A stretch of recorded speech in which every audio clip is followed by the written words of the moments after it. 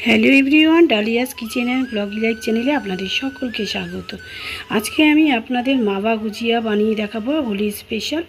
তো এখানে আমি ময়দা নিয়ে নিলাম 1 কাপ, আর গ্রাম অনুসারে 200 গ্রাম। সামান্য লবণ দিয়ে দিলাম ময়দার মধ্যে। এবার আমি 3 চামচ ঘি দিয়ে দেব। ঘি দিয়ে ময়াম দেব ভালো করে ময়দাটার সাথে।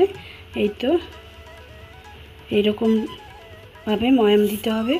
এখন অল্প অল্প জল দিয়ে আমি না শক্ত না নরম একটা ডো তৈরি করে নেব।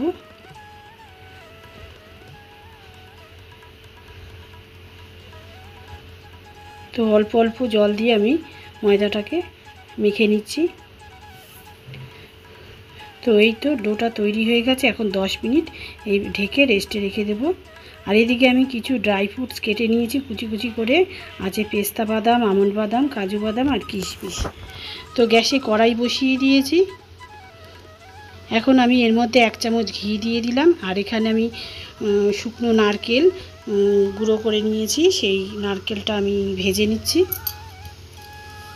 বাজারেও কিনতে পাওয়া যায়, তো আমার ঘরেই ছিল, তো আমি সেটাকে গুঁড়ো করে এই যে ভেজে নিলাম।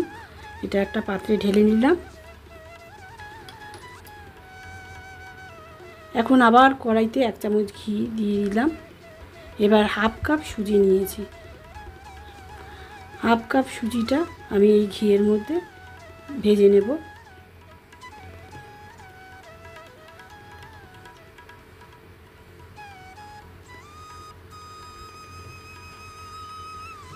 সুজিটাও ভাজা হয়ে গেছে। এবার আমি সুজিটাকে নামিয়ে নিলাম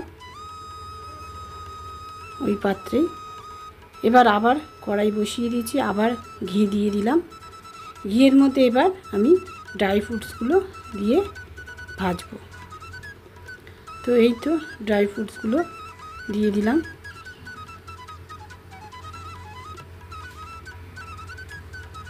এগুলো ভেজে নিচ্ছি।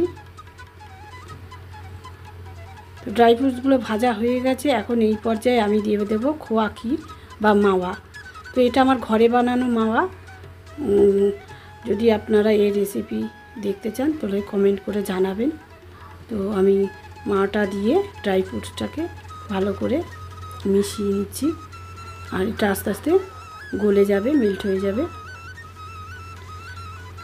তো এই পর্যায়ে আমি চিনি দিয়ে দিলাম, গুঁড়ো চিনি, হাফ কাপের থেকে একটু কম।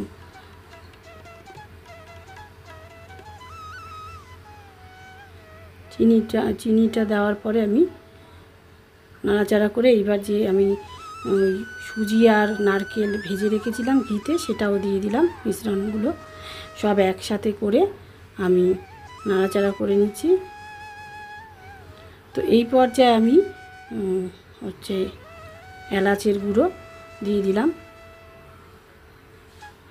আর একদম তৈরি হয়ে গেছে গুজিয়ার পুরটা। এখন আমি ময়দাটাকে ভালো করে মেখে নিচ্ছি। এবার লেচি কেটে নিচ্ছি। লেচিগুলো সব করা হয়ে গেছে। এখন আমি বেলে নেব। তো এই তো বেলা হয়ে গেছে। এখন আমি এই ছাঁচের মধ্যে দিয়ে আমি গুজিয়াগুলো তৈরি করে নেব।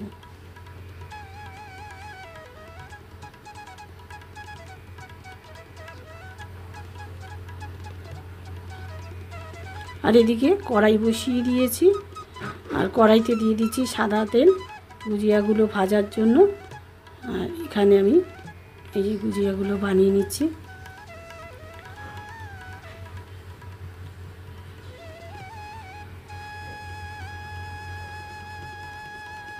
দেখুন কত সুন্দর উঠে আসবে এই যে। আর শাঁসটার মধ্যে একটু ঘি মাখিয়ে নিয়েছিলাম আমি। এইভাবে আমি প্রত্যেকটা তৈরি করে নেব। আর সাইডে একটু জল লাগিয়ে নিলাম, তাহলে সুন্দরভাবে উঠে আসবে, লেগে যাবে না। আর ভেতরটা আটকে থাকবে, পুরটাও বেরিয়ে আসবে না। তো এই তো আমার সব হয়ে গেছে। এখন আমি দুটো দুটো করে ভেজে নিচ্ছি। আর উপর দিয়ে এই যে তেল ছিটিয়ে দিচ্ছি।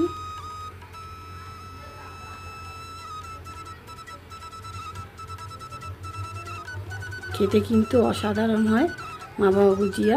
আপনারা বানিয়ে খেয়ে দেখবেন আর কমেন্ট করে জানাবেন যে কেমন হয়েছিল খেতে। তো এই তো ভাজা হয়ে গেছে, এখন আমি তুলে নিচ্ছি। এইভাবে আমি প্রত্যেকটা গুজিয়াকে ভেজে নেব।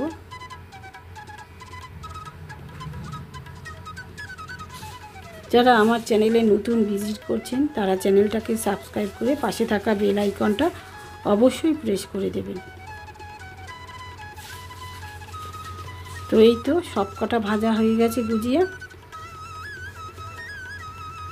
যদি আমার এই গুজিয়া রেসিপিটি ভালো লেগে থাকে অবশ্যই কমেন্ট করে জানাবেন, আর সাথে সাথে লাইক, শেয়ার এবং সাবস্ক্রাইব করে পাশে থাকা বেল আইকনটা প্রেস করে দেবেন, যাতে আমার সমস্ত ভিডিও নোটিফিকেশনগুলো আপনারা ফার্স্ট পেয়ে যান। তো এখনকার মতো এই পর্যন্তই। ভালো থাকবেন, সুস্থ থাকবেন। হোলি আপনাদের